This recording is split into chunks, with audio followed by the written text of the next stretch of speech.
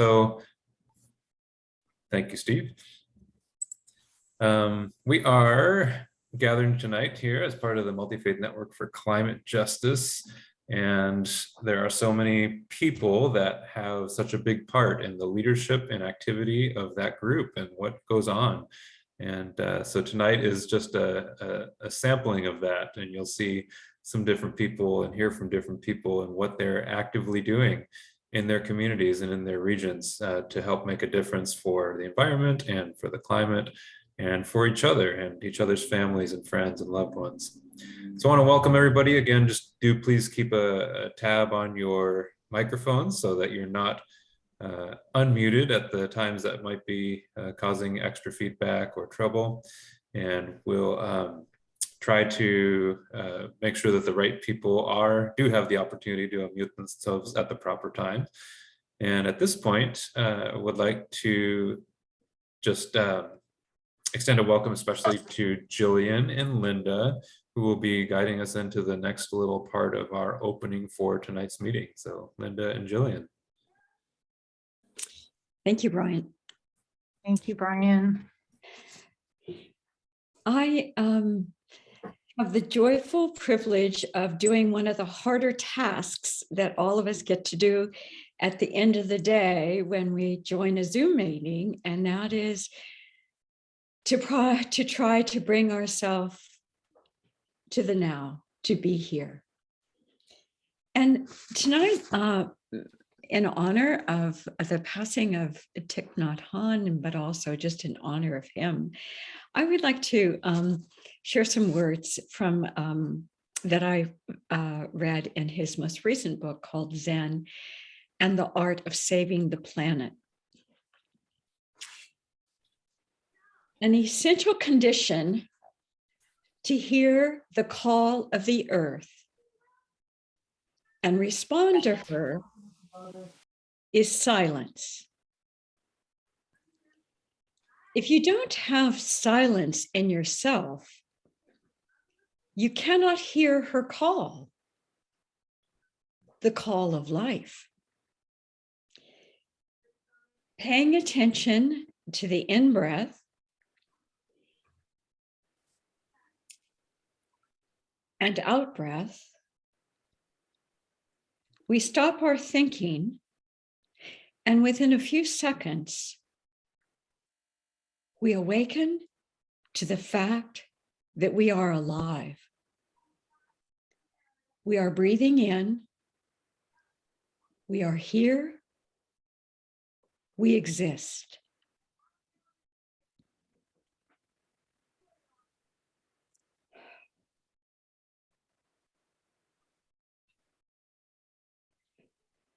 Jillian?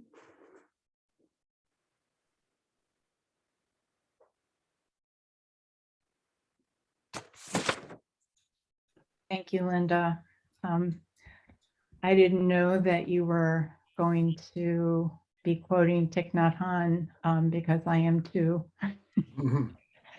But thank you for welcoming each of us as individuals and also as a collective body this evening. And as we find our place in this gathering, I'm inviting us to remember the truth that every sentient being lives in kinship with every other sentient being. Also very reminiscent of Thich Nhat Hanh's wisdom.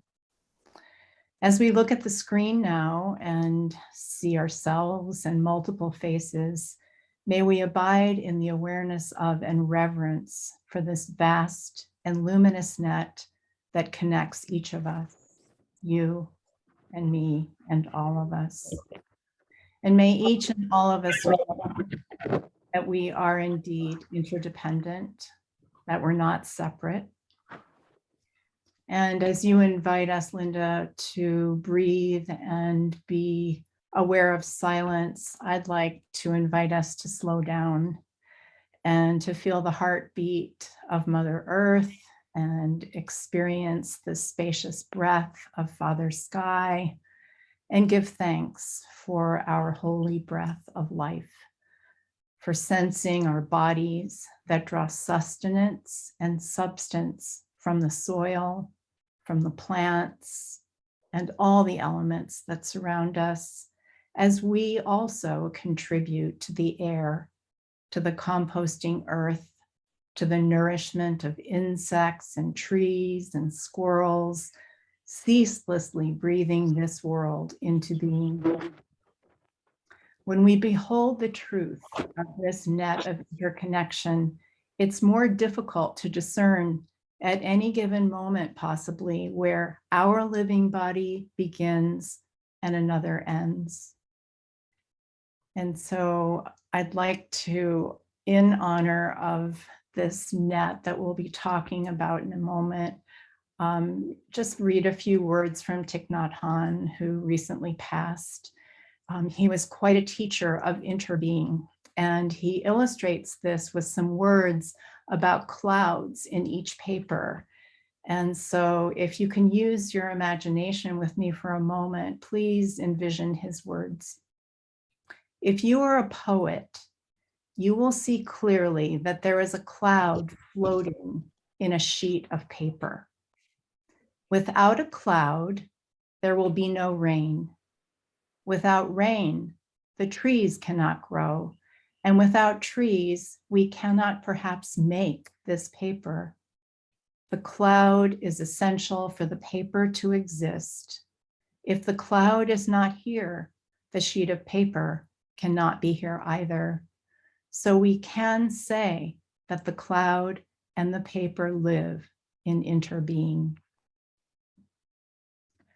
Our Indigenous neighbors and relatives and ancestors know this truth as they invite us to listen to the voice of every living being, to respectfully ask before taking, and to live in true reciprocity. In our own authentic ways, from wherever you now sit, let us take a moment to acknowledge that wherever we reside, it is indeed on traditional, ancestral, and unceded territories, land, and waters that have been inhabited and cared for by the Nooksack, the Lummi, and the Coast Salish peoples from time immemorial. May we heed the wisdom of our Indigenous neighbors and other wisdom traditions as well. Wisdom that reminds us that we are indeed a communion of subjects rather than a collection of objects. And may we find ways to honor their treaties, their teachings, their traditions, and the depth of their relationships with these historically colonized lands and waters. Thank you. Gratitude, Jillian. If you choose, because we're going to be looking at slides, you may want to go to speaker view on your screen. I'm going to read, if you choose not to and you stay in gallery, I'm going to read the words, so it's your choice. January 2022, our first meeting of the year. For some people, the Multifaith Network for Climate Justice vision and mission statement are familiar. But Jillian and I thought we would start off the year with together hearing them anew for the first time, the first meeting of 2022. Our vision statement. The Multifaith Network for Climate Justice envisions a just and compassionate world with a healthy web of life. Mission, rooted in our spiritual and moral responsibility to protect the earth, our common home, we engage the faith and wisdom traditions to respond to the many environmental and social impacts of the climate crisis. That's the vision and mission. The very first of, I think, the three beliefs and values of MNCJ is the web of life is sacred, interconnected, and imperiled by the climate crisis. Behind this statement of the belief and values is the net of interconnection that began its creation in September and hopefully is ever evolving. And Jillian will speak to the importance and the creative energy that's related to the net of interconnection. Thank you, Linda. I'll be brief.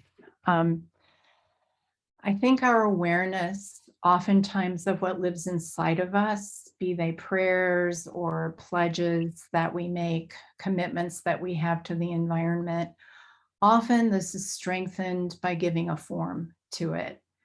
And this net of interconnection is our version of an evolving form that will hold over time, and it already holds many prayers of well-being or for well-being of this earth and planet and all sentient beings, but also our commitments.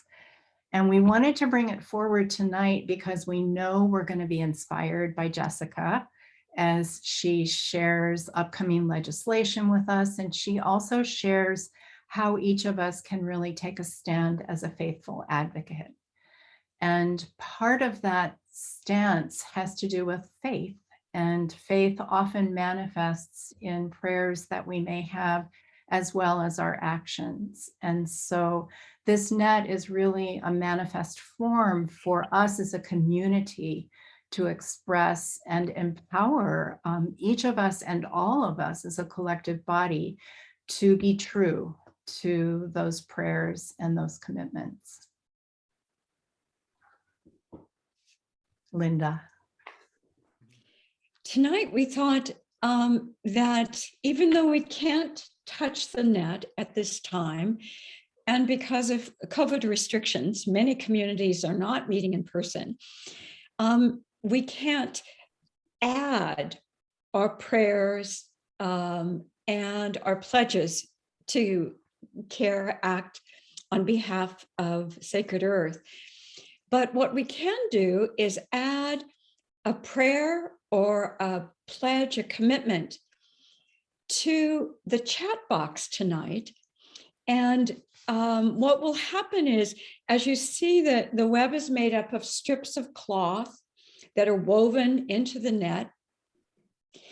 If you choose, you can write a brief prayer commitment and add it to the chat box.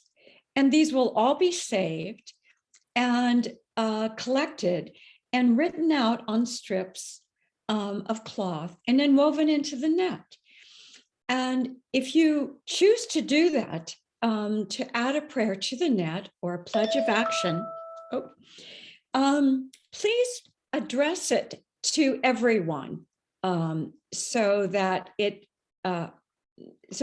you can see what's happening in the chat box. I want to mention that when COVID is over, we hope to continue with what we began in the fall, which is the net is meant to travel.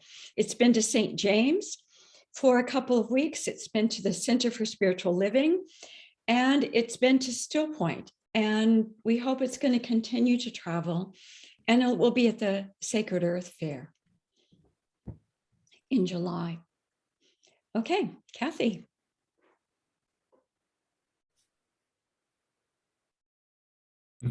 Thank you. So just to be clear, so you can put your prayers and thoughts and hopes in the chat box during the event tonight. There'll be one final call for them later, but in the meantime, you can put them in now or sometime during the meeting. We do have the very special privilege tonight of having Jessica Zimmerle with us tonight, and we are many of you are already familiar with Jessica and the work that she does, but I want to give a brief introduction just to first welcome, especially let you know how thankful we are that you're here, but also to let everybody else know who may be encountering you for a first or early time, a little about your background. Sister Jessica has been with Earth Ministries and Washington Interfaith Power and Light since 2013, and became the program and outreach director in 2017. She supports Earth Ministries and Washington Interfaith Power and Light members through the greening congregations and colleague connection programs, and organizes the religious community in advocacy campaigns on climate change, fossil fuels, chemical safety, salmon recovery, and more. Sister Jessica has a Master's of Arts from Seattle University School of Theology and Ministry, and a bachelor's degree in environmental studies from Pacific Lutheran University. She is an invested member of the deaconess community of the Evangelical Lutheran Church of America and is approved for ordination as Minister of Word and Service. When not teaching adult education workshops for Earth Ministry or Washington Interfaith Power and Light, Jessica is an active member of Ballard First Lutheran Church. And in her spare time, Jessica finds ways to be outside and enjoying creation. So Jessica, we are so glad you're here to share with us legislation about legislation and faithful advocacy. So the floor is yours. Wonderful. Thank you for that kind introduction, Brian. You got the full bio. Good evening, everybody. It is good to be together. Hopefully our paths have crossed at some point, but if they have not yet, hi, I'm Jessica. I get to hang out with MNCJ from time to time, and it's truly a joy. Earth Ministry and MNCJ are in a covenant of affiliation together. So we have woven together our paths and support one another back and forth from the local to the more statewide levels. So Earth Ministry is a statewide organization. We are multi-faith, and we are focused on both supporting congregations in their greening of their life together and in advocacy, which is what I'm going to be focused on for our time together this evening. So just a bit of a roadmap here for you all before I dive in. It is legislative session. It is the season of bill making, of policy, of quick moving, wonky stuff, right? So the goal for our time together is that you can feel comfortable showing up in the legislative process as a person of faith in a way that I like to call is faith forward. So you're unashamedly showing up and saying, hey, I'm here because of my faith values, my spiritual wisdom tradition. And so there's a gift in doing that, which is that you don't have to know everything. We have to know how to tell our story, our values, and where they apply. So our time together is going to be split between a basic overview of faithful advocacy to give some tools of what it looks like and how you can practice it. And then I'll shift and talk about the bills that Earth Ministry, Washington Interfaith Power and Light, which I'll use the acronym WAIPL moving forward for that. That connects us to a national network of interfaith power and light affiliates. Anyway, so the second half will be bills that Earth Ministry WAIPL has decided are priorities moving forward this session. So before I dive in, any questions on where we're going or who Earth Ministry is? Okay, I see some nods. Okay, what I do want to ask is then, with a thumbs up, a thumbs sideways, or a thumbs down, what would you say your comfort level is with advocacy? And no problem if it's a thumbs down. Okay, we've got up, some sideways, down. Yeah, Andrea, yeah. I love seeing thumbs down because that's what we're here for, to bump it up a little. Okay. Great, thank you. That just helps me get kind of a temperature check on the room. So Earth Ministries approach, like I said, is faith forward. And so I'm going to share some slides here and we'll get into what that looks like. And some of you may have seen me do a version of this before. Some of you thumbs up folks, but we can always learn. There's always more to learn, isn't there? Okay, just one second here.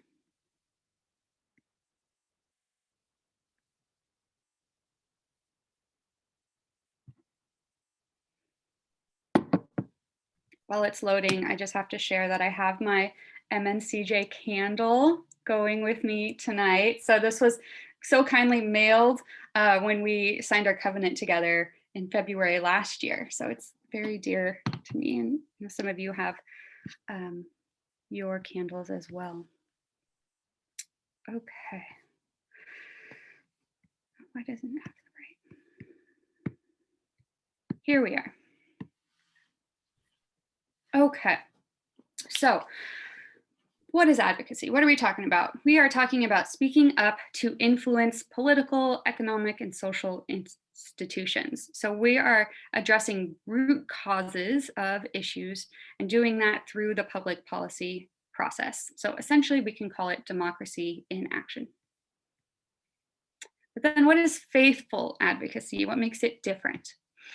Faithful advocacy is speaking up for that systemic justice and doing that in a way that is rooted in our religious and spiritual values and traditions. It's embracing that sense of interconnectedness that we talked about earlier to co-create a just and loving society, and ultimately faith in action. So really an expression of faith, not a secondary component. So some brief attributes of faithful advocacy. So what, like I said, what helps it stand out from the crowd? First, it is values-based.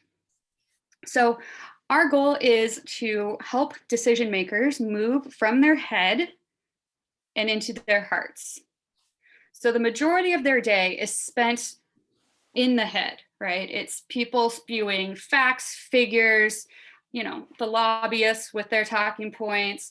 It's very analytical, policy focused job. That's what it is. When you hear a good story, that is what you remember when your head hits the pillow at the end of the night, right? And so when we show up, we bring a gift as people of faith that we can move from that heady space, policy space, into the heart space, reminding decision makers that what they do impacts real people, communities like us, who they have an obligation to care for, and that we want to see their leadership reflect our shared values in our community. So those values are often revolving all around justice and equity. Those are guiding values for Earth Ministry WAIPL and for all of the campaigns that we support. And also with this values-based approach, we bring an element of hope, which for me is crucial. I can't imagine doing this work without it being through my faith, because for me, there's a sense of liberation that comes with the hope that I believe, coming from the Christian tradition, that God is at work through each and every one of us, and we have all of the puzzle pieces on the table with our gifts to work towards the beautiful solution together.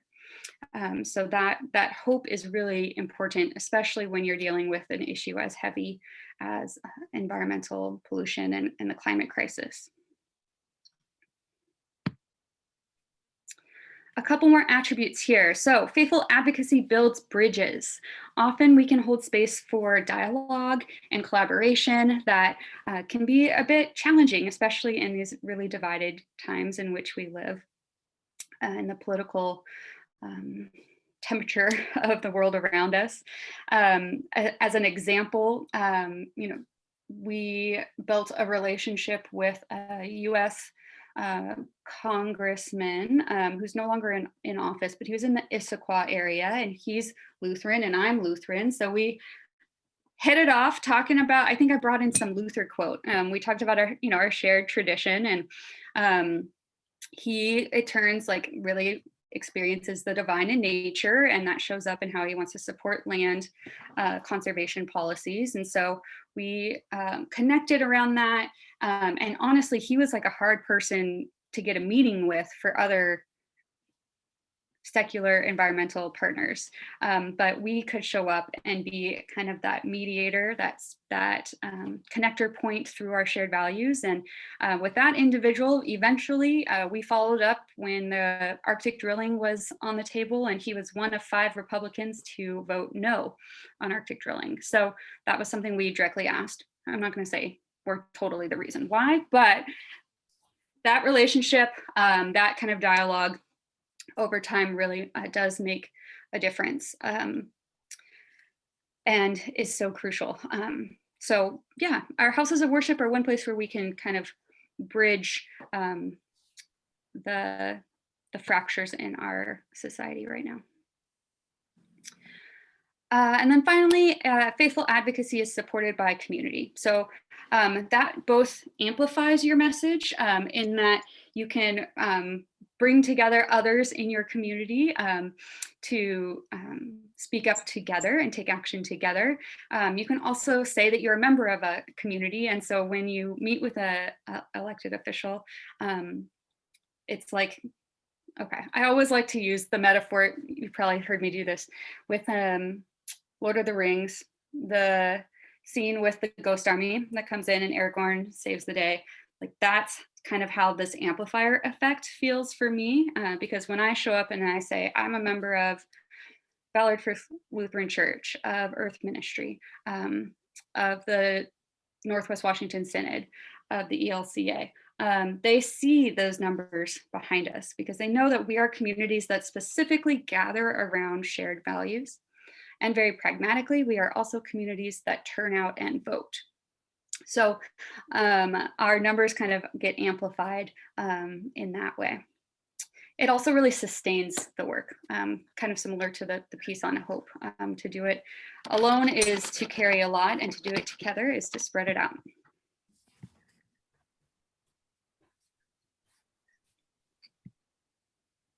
Okay.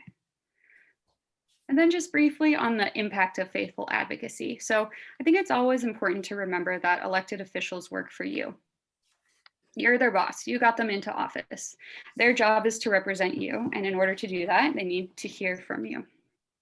And it really doesn't take that many contacts, that many constituents being in touch to create change. So it's only 7 points of contact to move an elected leader up or down a notch on the rung. So it's not a no to a yes, but an incremental step. So this has been shown by different studies. And so, you know, sometimes we think, oh, I know that my elected will never support this. Okay. So 7 people contact them. That's enough for them to say, oh, maybe I should look into it after all. I don't know. Or if they weren't aware of it, 7 people could be enough for them to say, oh, I need to figure out what's going on here. Even if they are most likely going to vote yes, it's really important that you still are in touch, because that can be enough to get their yes to more of a champion level yes. So yeah, they might vote yes on it, but they have a lot of bills that they're tracking, right? But if they hear from 7 of us about something, they say, oh, wow, that's really important to my community. So I might have more conversations across the aisle about this. I might try to get my colleague in the Senate to also support this, etc. And when they hear from us, I have heard directly from state legislators that our stories are like gold. So we are giving them really valuable resources for them to turn around and share. So when they go to the floor and they're debating a bill, they'll bring forward stories, those stories that stuck in their head at the end of the night. that's what they'll bring forward and share with their colleagues. And that, again, is what moves people to create change. Finally, we provide the moral anchor for an issue. So I think it's important to always remember that there are other anchors. If we're all on a ship together, I guess ships have one anchor, but we have in our coalition spaces, the scientists, the policy folks, the economists, those are all present in the conversation. And what we bring is that moral anchor to tie it all together. And we can trust that the rest is covered. It's a complement to individual actions, so a both and. It's important for us to do what we can in our personal lives, and ultimately to solve the climate crisis, we need to have systemic reform of how we function as a society. So it goes together and is a both and situation, and once again is central to an active life of faith across traditions. So, what does faithful advocacy really look like? This is my recipe for you. So this is what I hope you will jot down, a 3-part recipe for how to tell your story as a faithful advocate. It is broken up into, first, who you are, what you value, and what you want. So who you are has a couple of pieces. It's your personal connection to the issue. So it's really helpful to pull out some part of your identity that resonates with what you're talking about. I often pull out that I'm a godmother, and my godson lives in Bellingham, and I want him to grow up and have clean air and healthy water, and not have this fear of the climate crisis looming, which he's starting to realize more and more. So bringing out your personal connection to the issue, it might be that you're somebody who fishes or hikes or breathes air, something that connects to what we're talking to the decision maker about, that shows that you're personally invested. And then also, like I mentioned before, your communal identity. So this is a fine line. You want to be sure that you're not speaking for an organization if you're not technically authorized to do so. So be sure to just say you're a member of, fill in the blank, congregation, parish, synagogue, mosque, etc. When you're, well, we can get to this a bit later, but when you're signing in pro or con for hearings, there's a spot for that, and you can put in things like, I'm a person of faith, or a member of blank, again, but that member of piece is important to respect the leadership of your community if you haven't actually endorsed something together. Though you can do that as a 501c3, any house of worship can endorse legislation.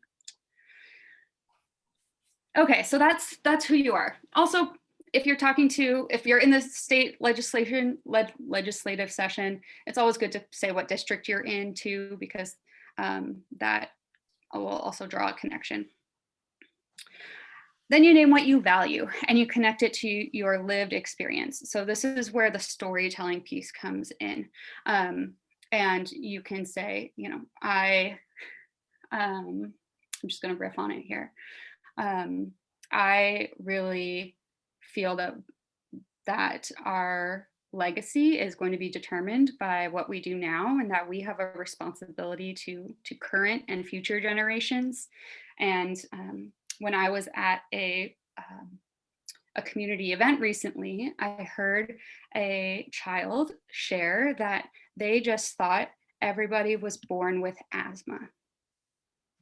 That's just how it was, and it's always hard to breathe, and that's just what the human body is used to, because they and all of their friends have asthma. And that is not the future that I want to see for my godson Lionel or any other kid in Washington state. I want one where they're able to run and breathe and be healthy and really thrive. So with that, I got into my third point here for what I want. I painted the big picture of the future I do want to see. I want a future where my godson's having kids and they're running around and breathing well, right? So that broad image that invites a decision maker to help co-create that image with a specific ask here and now. So I would end this sample testimony with something like, so please pass the climate amendment to the Growth Management Act so that we can ensure that we have communities that are safe and healthy and clean moving forward. So that's that big picture, invites them into the narrative with you, and then the specific ask is how they can really participate. Sometimes it doesn't hurt to sandwich your specific ask. So if you're crafting testimony and you only have a set amount of time, I would recommend doing like a bookend or a sandwich. So just starting and saying, I'm here in support of House Bill 1691 at the beginning, and then get into your story and then bring it back to that at the end. Okay, I'm gonna pause there and see if folks have any questions, and I'll pause my screen share for this too. There you are. Hello. Any questions on that quick overview of faithful advocacy?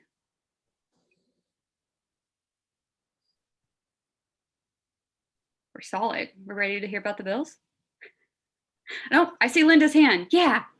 Just real quick, Jessica, I was so quick to say, thumbs up, like got this covered.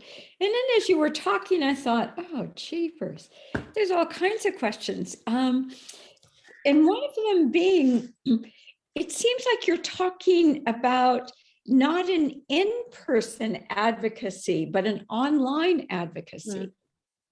Okay. Mm-hmm. And that it can be either way. Our world is online at the moment, and the state legislative session is functioning. Well, for constituents, we're not there in person at all. The legislators are sometimes on campus this year, I think. So mostly I'm talking about in written correspondence. If you are doing something like Environmental Lobby Day, which is this week, or Interfaith Advocacy Day, which is coming up on February 10th, and you have a Zoom meeting where you're doing a constituent meeting with your legislator, or if they have a town hall, that's another opportunity to speak up. Yeah, I mean, in this season, it's mostly digital correspondence or screen time. But specific forms that you fill out, is that right? Online forms? Oh, I got it. Yeah, so Earth Ministry at WAIPL, we do try to make it as easy as possible for folks to do advocacy. So we often have online forms, and then a section of that form that you can edit and fill out with your story. We'll keep the policy points, what we're asking them to do, we'll keep those buns in, so you don't have to worry about researching that. But then personalizing that piece is really important, because that's what stands out as they keep getting different ones. We'll put it usually at the beginning or the end so they know, okay, this is looking different. Changing the subject line is also very strategic and helpful when filling out those forms. Or you might also just be straight up emailing your representative if you know they sit on a committee and you're wanting to ask them to do something, which is something I will prompt you all to do later this evening. I was just really thrilled when you mentioned that a 501c can endorse a bill. So that's great. Yeah, so there's often some confusion there. The most high-level way to explain it is as a house of worship, as a 501c3 nonprofit organization, you can endorse legislation, bills, ballot measures, initiatives. Yes, you cannot do anything with candidates.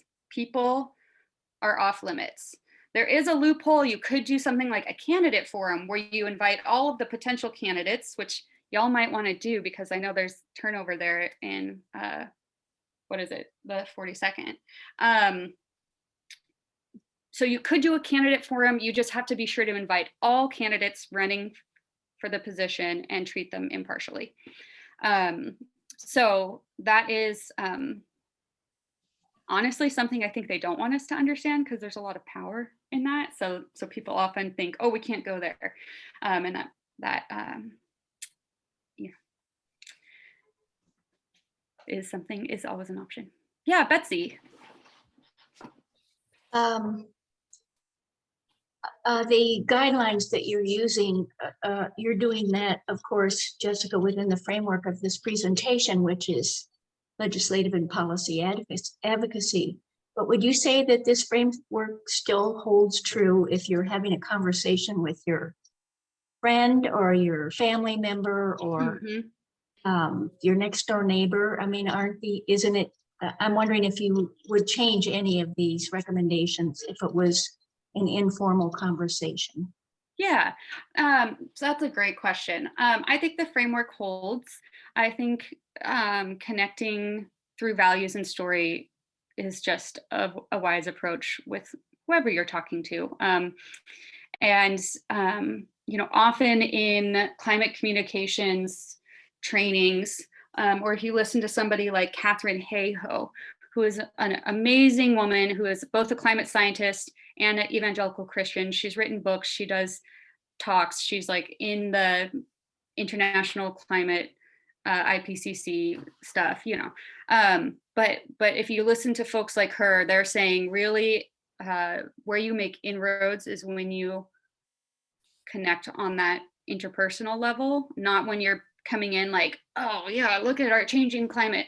Look at this many tons of carbon dioxide over this many years, blah, blah, blah, blah, blah. But instead being like, yeah, wow, these smoky summers have been scary to me. Like, how's that been for you, right?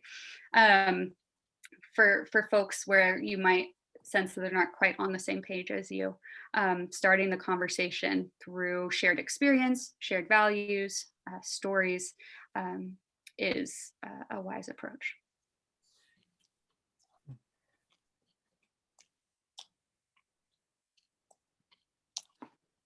Okay, shall we keep going along? Okay, I'm going to bring my screen back up, and the last thing I'm going to do before we get to our bills is just a quick overview of the process these bills are going through. So this is how a bill becomes a law in Washington state. We've got a few hurdles. Right now, our bills are in their policy committees. So these are topical, generally the Environment Committee, Health, Transportation, Natural Resources, things like that. They're assigned. There's a committee that on committees, it's a whole thing. And that's where they're most dug into at the policy level.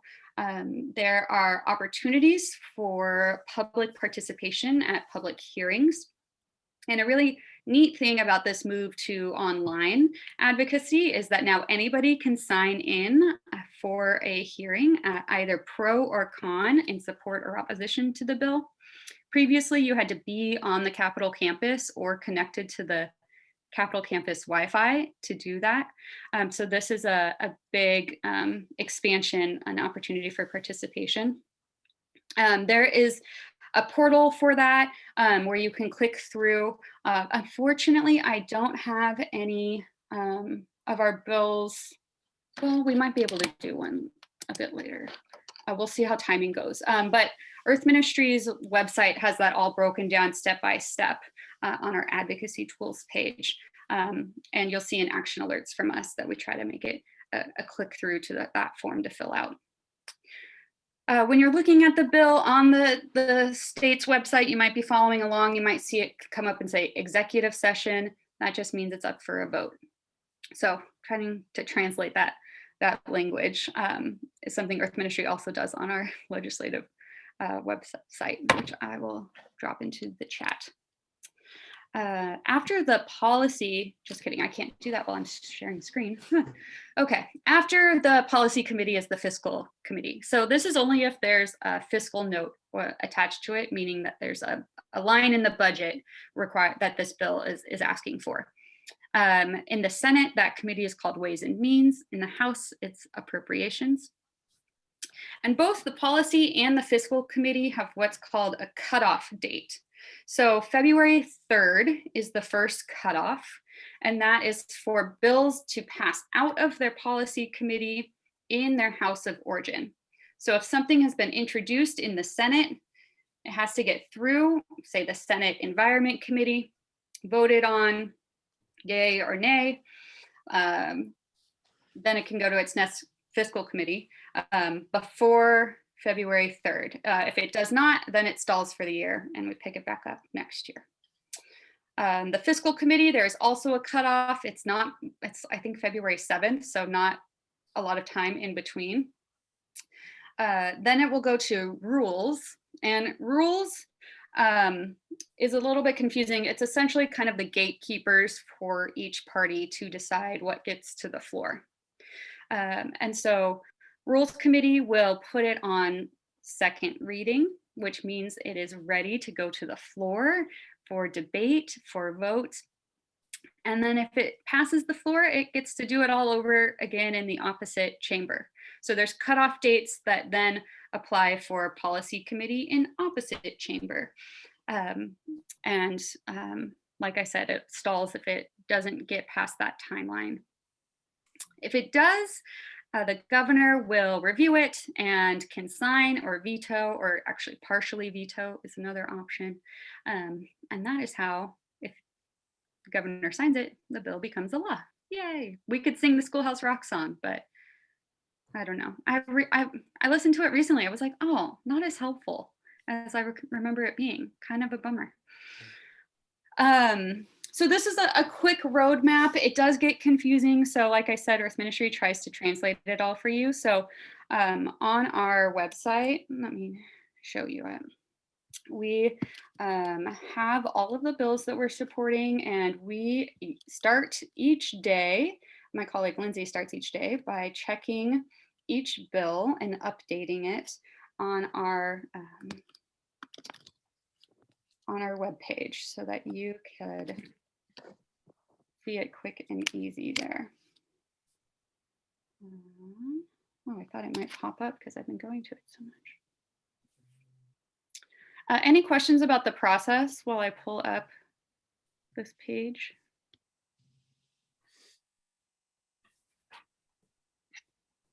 I see head shakes. I got one short question. Yeah. When it passes the first chamber and it goes to the other chamber, is there a chance for it to be modified there and need to go back to the original, back and forth and back and forth? Yes, so that can happen. So if amendments are made, so the bill is different in the House version is different than what the Senate had previously passed. It would go back to the Senate and do a process of reconciliation.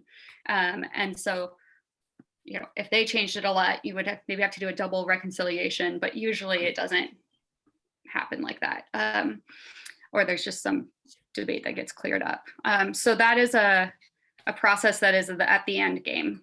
Okay, thanks. Good question. So here's our website. You can get to it just through Faithful Advocacy, Washington State 2022 priorities. We are updating when there are things that you can sign in for. So actually we do have a hearing that popped up, and I can walk you through that in a minute. Then we have all of our bills. So you can see where they are in the process is this gray section here. You can also click through for more fact sheets and information. And while I'm at it, I'll just show you what the sign-in form looks like. This is a bill that we are supporting. It's not on our top list. We have kind of a tier of the bills that Earth Ministry is working on. And just because we have limited capacity. So here you can see it says committee sign-in legislative record. Oh, good. They updated this since last week. That's so great. It used to be very confusing. So you can confirm here that this is, you're not testifying, you're just signing in, pro or con. This is a bill on building materials and ensuring they have good environmental and labor standards. I've seen, oh yeah, Earth Ministry is supporting that. I'm going to sign in pro and just fill out your information. I'm going to sign in for Earth Ministry because I can represent this as an organization. And put in your address, confirm you're not a robot, and submit.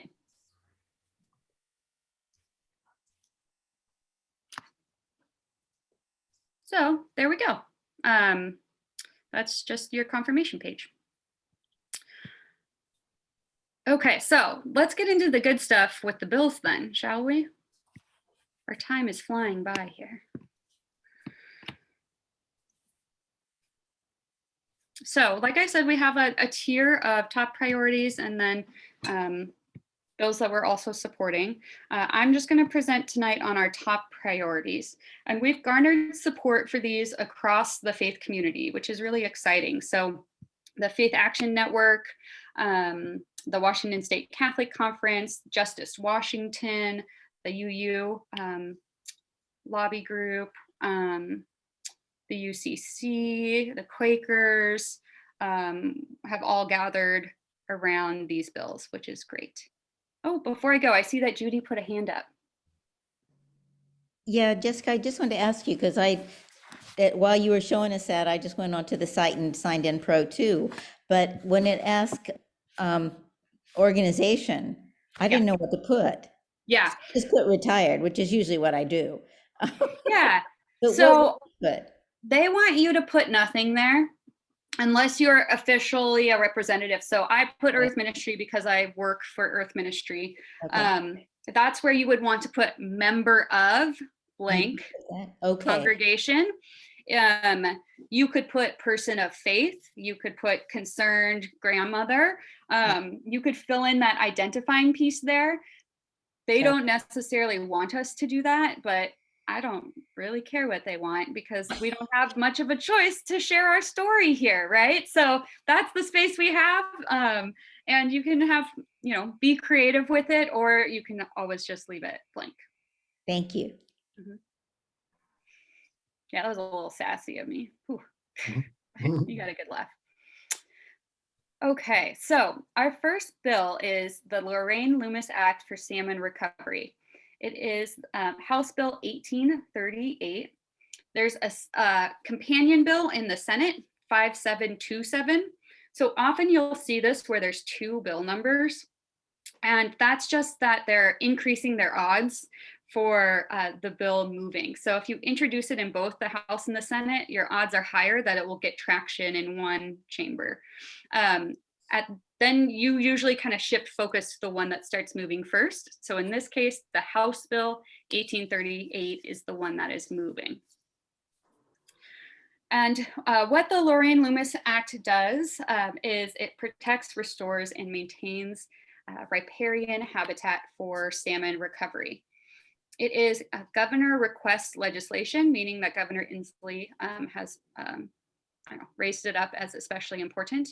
And it grew out of good consultation with Native nations, which is very important to us, of course. So our understanding of what we've heard is the bill in its introduced form is supported, to the extent that you can have consensus amongst many different sovereign nations. There is a good agreement around this bill. Salmon in general are in need of our help. They are on the brink of extinction, as you likely know, with declines up to 90% in the Salish Sea. And this for us is a moral issue because of our treaty promises to Native nations. And that is of utmost importance. Treaties are meant to be the supreme law of the land, and unfortunately are not often taken at that level of seriousness by our government. So as citizens, we need to show up and hold our government accountable for these promises made to tribes. And I think people especially from the Christian tradition, have an added weight there in that obligation to be a good ally, given our historic wrongdoings. And then of course, salmon are ecological and cultural cornerstones. So for all peoples in the Northwest, salmon are so iconic. Timothy Egan says that the Pacific Northwest is anywhere that the salmon reach, right? So just imagine this place without them and the ramifications of that, both for our communities and for the ecosystems that depend on them, the southern resident orcas especially. So how does this bill solve the problem? We're looking at 3 components to it. So essentially, it is going to require zones around rivers and streams that have vegetation and trees that are significant in size enough to keep waters more cool. Salmon are incredibly particular to temperature. So heat stress starts around 68 degrees and migration fully stops at 72. It's just lethal. And so as our climate changes, as temperatures increase, that's increasing water temperatures and making it more challenging for salmon to run back to their ancestral spawning grounds. This will be implemented through the Department of Fish and Wildlife. They will identify priority watersheds, kind of map out zones that need improvement and need to be managed. And then there's also a shoreline component as well, I'll add. And then also local governments will be asked to take this into account and address management of these zones when they fall under their jurisdiction and when they're doing land use planning. In order to accomplish this, the bill establishes a riparian habitat conservation grant program, and it's estimated that that will cover 70 to 90% of project costs. So that is a big deal in actually making this happen. And there are exemptions already written in. I think it's the main opponent messaging we're going to hear about this is that it's a land grab, but it does include exceptions for agricultural producers, forest landowners, small parcel landowners. I think it's anyone who has over, let me double check this. Actually, I just got this fun fact today. I don't want to give you the wrong tidbit here. If more than half an acre of farmland is included in what needs to be improved, then compensation is provided. So that is really important in distributing how this is actually accomplished. And then also looking at oversight and accountability, it would establish a state tribal riparian oversight committee. So this group would track implementation, make sure that it's actually showing improvements, and they would have a report every other year, so a biennial report that would prompt adjusting the program if they're not seeing improvements. So that is an important piece and would be co-managed between the state and the treaty tribes. The current status of House Bill 1838 is it had a public hearing this last week. It was like, I think the hearing got extended maybe twice because so many people signed in to testify. which actually in a way hurts us in this short legislative session. So we only have 60 days start to finish. Next year is longer. We alternate based on our budget cycle in Washington State. And so I actually encourage you more to take the approach of signing in when you see things pop up for committee hearings and not signing up to testify. It a little bit hurts my heart to tell you that. But when so many people sign up to speak, then it has to go to additional meetings, which means it has less time to actually get a vote and move along the process. So if you do want to testify, if that's something you are really interested in, contact me, because there are times where I'll say, oh, I need a faith leader who's got someone on this, like their representative is on this specific committee. And I can put you on my short list if you are interested on that. And we work with our partner organizations to set up panels. So they'll contact me and say, hey, we need a faith leader. And then I'll try to find someone. Okay, so that's a little aside on testifying. At this point, it needs a vote.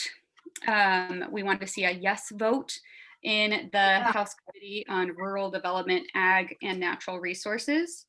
And guess what? I did some digging for you all. So the districts in Whatcom are, you're most likely in the 42nd or the 40th. So once I stop sharing, I can put a tool in the chat to help you check that if you're not sure what district you're in. But if you happen to know, and actually the good news is that there is one representative in each of those. So Sharon Shoemake is the vice chair of this committee. So she is one to contact ASAP this week and ask for her to bring it forward for a vote and to strongly support it. Deborah Lekinoff, who is a Native leader herself, is also on this same committee. So if you are in the 42nd, you can contact Representative Shoemake, and if you're in the 40th, you could contact Representative Lekinoff.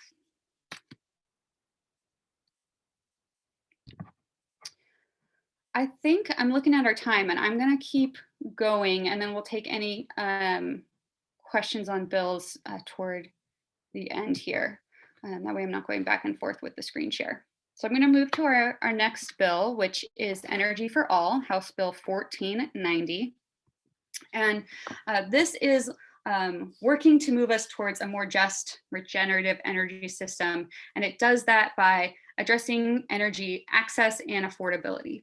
So essentially extending the utility shutoff moratorium that we've seen during the COVID-19 pandemic into a permanent year-round protection for folks who are low income or have disabilities.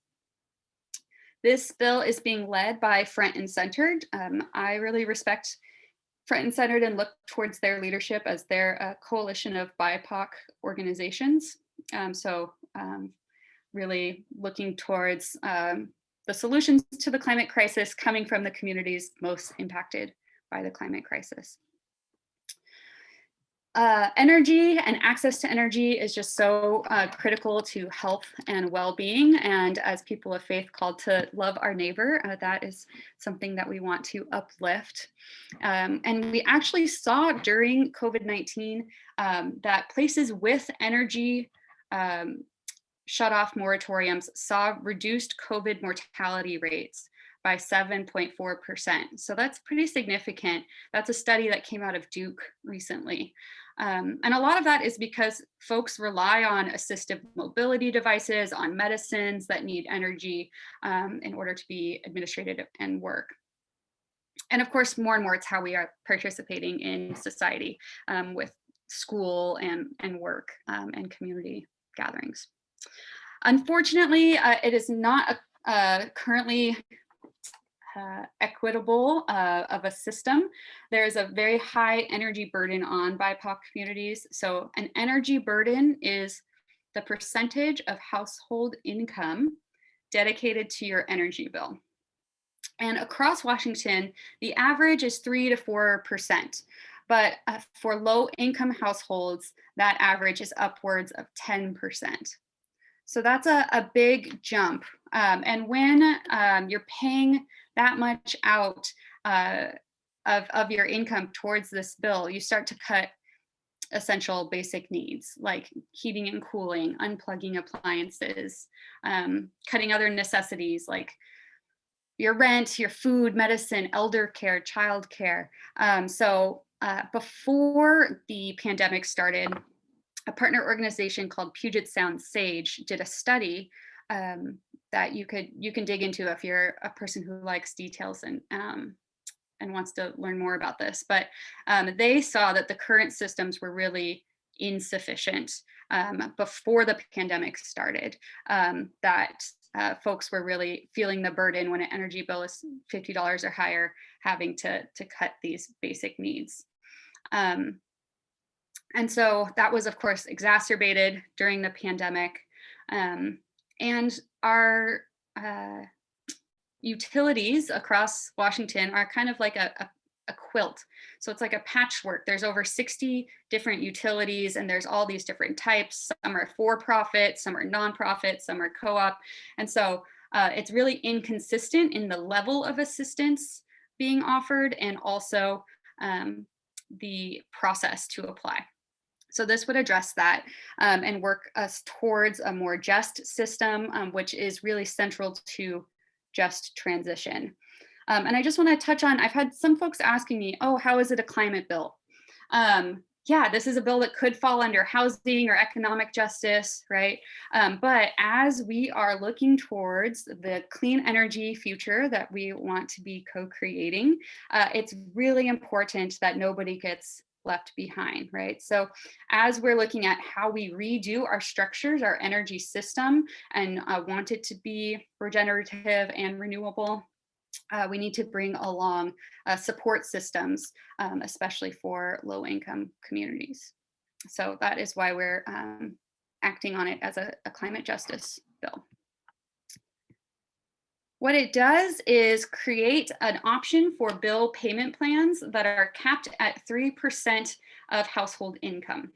So that makes it so that that average, that 3 to 4% average of what most households across the state are seeing would be as high as it can go, and create that consistent standard. If a family household chooses to opt into this payment plan, and they complete payments for 1 year, there is a debt relief aspect. So their past due balance is written off, which, you know, right now in the Jewish community, it's the Shemitah year, the year of release for the land, and also of debt release. So I feel like this bill is so Shemitah in this aspect of it. And I've really been enjoying making more connections there.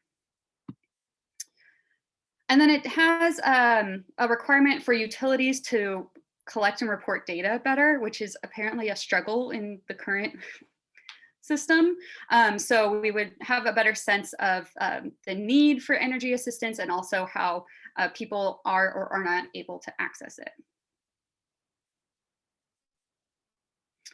Energy for All is in its second year. So it was introduced last year, had a hearing in the House Environment Committee and stalled there.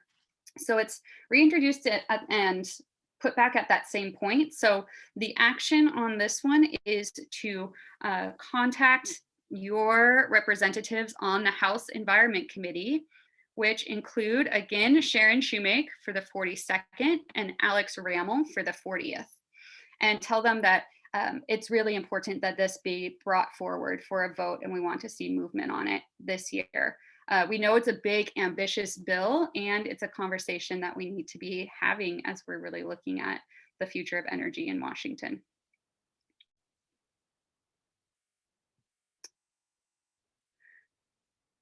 Whew, okay, I gotta go quick through this last one, but I think you all will like it.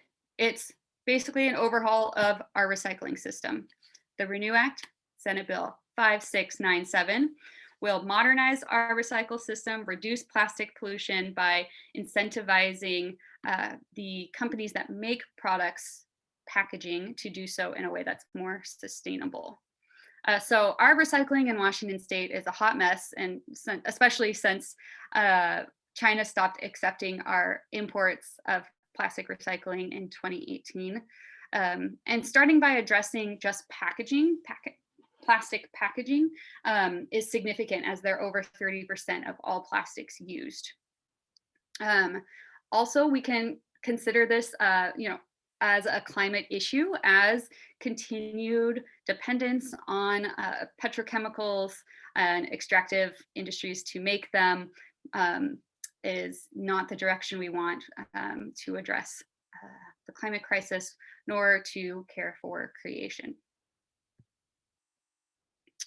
So what the Renew Act does is create what's called an extended producer responsibility system. So it shifts the burden of responsibility from us, the consumers, to the producers to take responsibility for what they're creating.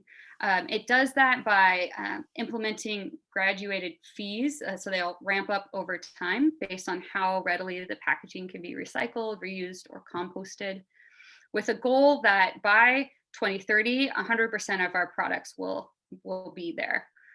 We've seen this work elsewhere. In British Columbia, they have a 85% return rate of their packaging recycling, which is super impressive. It's also been done in Europe and elsewhere across Canada. These targets will ramp up over time. And this last piece gets a little bit wonky, but it's also looking at a few different product areas, so like yogurt containers, and having requirements that they be made of more recyclable materials in addition to being more easily recycled. The Renew Act also had a hearing this last week, and it is now in the Senate Environment Committee, which the 40th District, Senator Liz Lovelett is the vice chair of.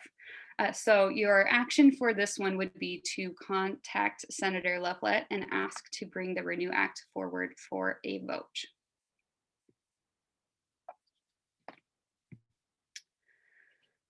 Okay, and I know I went through those bills rather quickly, and I think it can round back to my initial statement that one of the joys of doing this as a person of faith is you don't have to know all of these details in order to speak up, right? What you need to know is your story, who you are, what you value, and what you want. And you can look to Earth Ministry for the specific pieces about what we're asking for with these bills.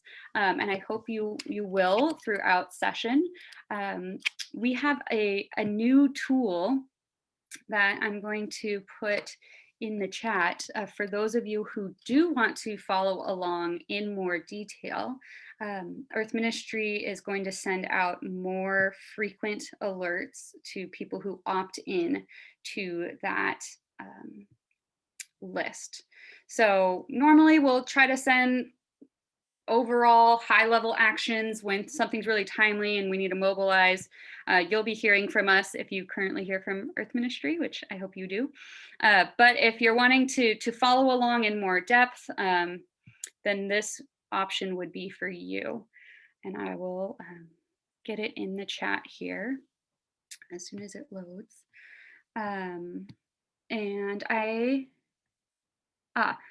Please say the name, number of the salmon bill once again. The Lorraine Loomis Salmon Recovery Act. And it is, let me make sure I get it right, House Bill 1838. And I can send around, or maybe I can ask one of the organizers of tonight, I can send this in writing and put it out on the MNCJ listserv, or if we want to just send it to folks who attended specifically tonight, I'll follow up with Kathy about that. I see a hand from Harmony.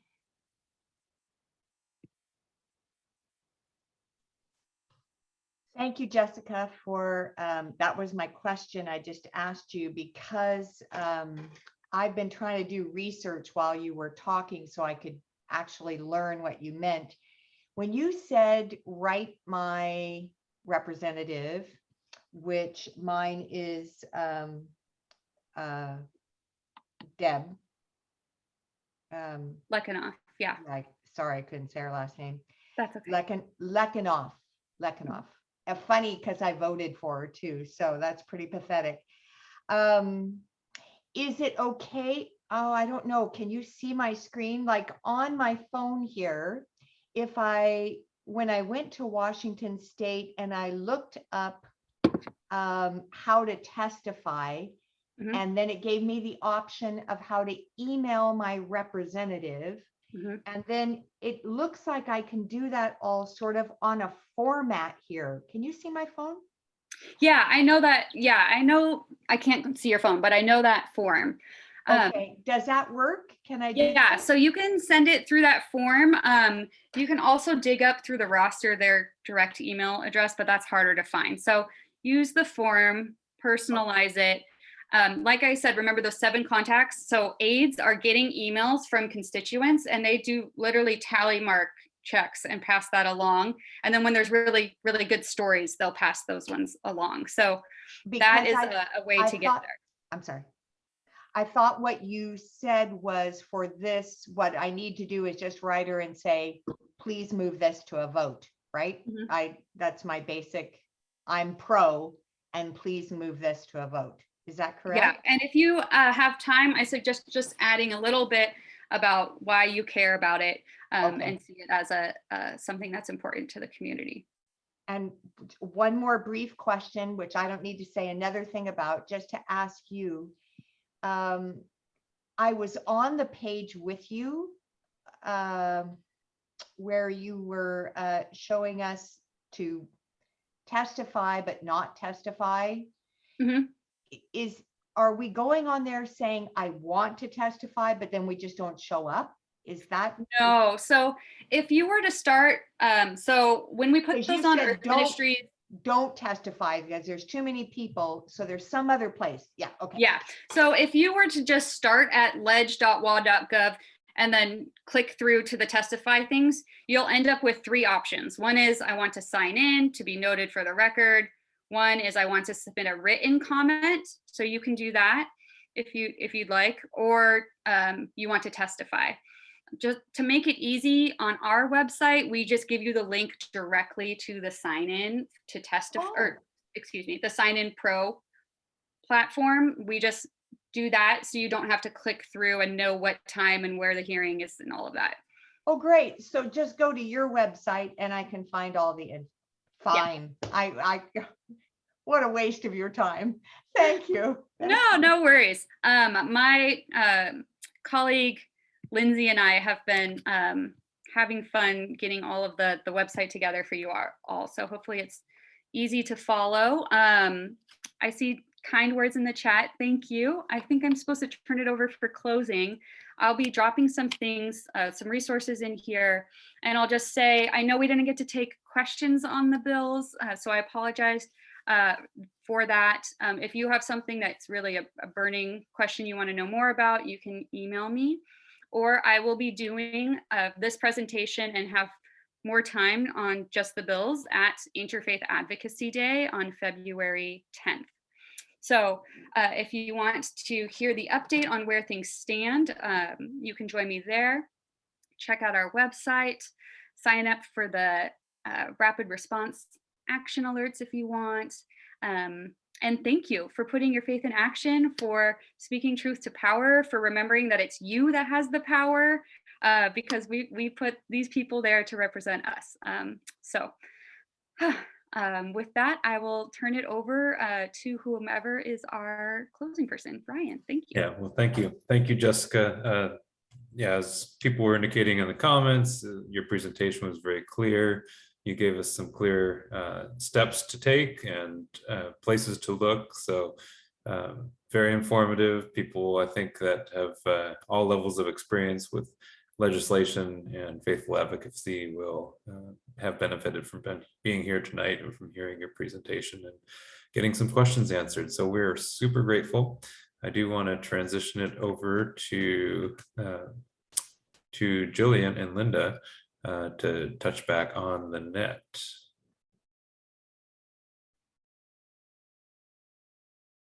I'd like to just defer to, because it's so late, to Judy and I think Betsy, who are going to talk about the Sacred Earth Fair, and just invite all of you again, if you have a message that you would like included in the net, to please add it to the chat.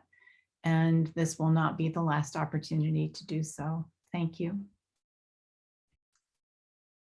Thank you, Jillian, and thank you, Jessica. I always learn a lot every time I listen to you. It was really helpful, so clear and well organized. Betsy, before you get moving, Dave also has an announcement. So you guys, I'm just hoping folks will stay on a little bit longer, but we have an announcement from Dave as well as from you and from Judy. And I will be very concise. Judy is going to, I'm mostly, I'll keep it short. Anyway, those of you who've been active with MNCJ and those of you who have joined us just recently or first time will learn that we're, regardless of our spiritual traditions, we all come together as one in our yearning to protect this earth and all life on it.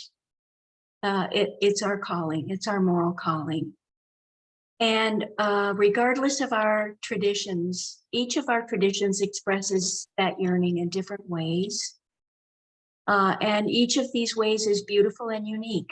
I'm thinking of a couple of for example, the First Congregational Church of Bellingham, Bruce Camblin, just sent me recently their Mission and Justice Board's proposal for how they're moving forward on climate justice. Christ the Servant Lutheran Church has put solar panels on their roof. Bellingham Covenant Church shared with me that they're visioning revamping their Sunday school program to incorporate climate justice for their use. And I could go on, but our Sacred Earth Fair, which we're going to be having this summer at the Center for Spiritual Living outdoors. We've made it in July, so we're hopeful that we will have a post-COVID opportunity to gather in person. Is our opportunity to bring together all our diverse ways that we've been in each of our own spiritual traditions, working on how we each express our learning to commit to protecting this earth. And so this is our way of weaving together all the ways in which we're doing this, to listen to each other, to share with each other what we're doing, to learn from each other, to beg, borrow, and steal from each other the ideas that we each have, and to have fun, to come with our kids and our families. We're going to have a lot of activities for youth as well. So we invite you to consider that. I'm going to turn this over to Judy, who's going to share with you for a few minutes some of the details of this Sacred Earth Fair. Well, thank you. Actually, I think that I'm probably just going to say, there it is, folks. And I want you to know one thing, we're having lots of fun doing this, and we expect it to be a really nice event where we share what you can do to be involved in a really meaningful way. And we're looking for both experiential things. We'll have music. There'll be a food truck. I know some of you really care about that. And we're also at this point asking for volunteers. So you'll be seeing this flyer going around soon. And we just need people who will help us with the details, because I today just did a list and I'm up to 30 different presenters, and we're gonna need a lot of help. So please do give us a notice at that email and we'll put you to work. Thanks so much. Thank you, Judy. And David. There we go, off mute there. Good evening, everyone, and thank you, Jessica, for yet another wonderful presentation. I've attended several of her presentations now, and it's great to get one custom made just for us, so thanks for that. And thanks to all of you who are attending tonight, especially you advocates who may have chimed in to support the City of Bellingham's building electrification policy, which to give a brief update on, they're moving ahead with this. It looks like it's definitely going to pass with minimal changes, and it may pass sometime soon. It's a little fuzzy. It's exactly what's going on. And thanks to all of you who have or will be taking action based on what you learned tonight. I really appreciate that. I wanted to share a little bit about what we will do, and we is the Policy and Legislation Subcommittee of the MNCJ to support you in that. You've already received some forwarded emails from Earth Ministry and from Resources on action priorities. We'll continue to do so that those will be in the mailboxes of those who aren't on the EM list or on the resources list. But for both resources and for Earth Ministry, like Jessica was mentioning, there's an optional sign-in for additional action alerts besides just the high-level actions. Those we will not be forwarding to the MNCJ list. So if you want those, please sign up for those. We will be sending out in a day or two kind of a cheat sheet for you. Doesn't go into all the bells and whistles and how to navigate the legislative website, but it does have a lot of the links and actually a lot more links and ideas from this presentation and others. So you should expect to get that in the next few days. And I am available for any questions and comments. So I'll throw my email in the chat as well. And to say too, our little but powerful committee of policy and legislation is a committee of 4 or 5, and we could always use more help. So if this is of interest to you and you'd care to lend a hand, you can contact me at the email address I'm going to post at this time. And I'll leave it at that. Thank you. Thank you, David. And thank you to everybody for making this evening happen. It's so powerful when all the faces on all the screens come together and share in some of the fun, like we were talking about, and also the excitement of making changes and helping make this a better world for ourselves and people we care about. Thanks for all the people that put prayers and pledges into the chat. That's exciting to be added to the net, and we'll be working on collecting those. The session recording, as you know, is being recorded tonight, so that'll be available on the Earth Ministry website, not immediately, but pretty soon. And so you can look for that there, or if you know people that would benefit from listening to the presentation that weren't able to be here tonight, you can refer them to that. We'll be cleaning up the chat notes a little bit, so you can certainly look while it's still here and up and in the meeting at the chat. There's a lot of rich information in there. But we'll be cleaning that up a bit and sending that out to everybody that registered for this meeting tonight, as well as we'll be posting that on the Multifaith Network for Climate Justice listserv. So all of that. Appreciate everybody being here, especially Jessica, our esteemed special guest tonight. We're grateful that you were here and shared from your heart as well as your knowledge. And we pray for a great evening for everybody heading out from this place. Blessings on you all. Thank you.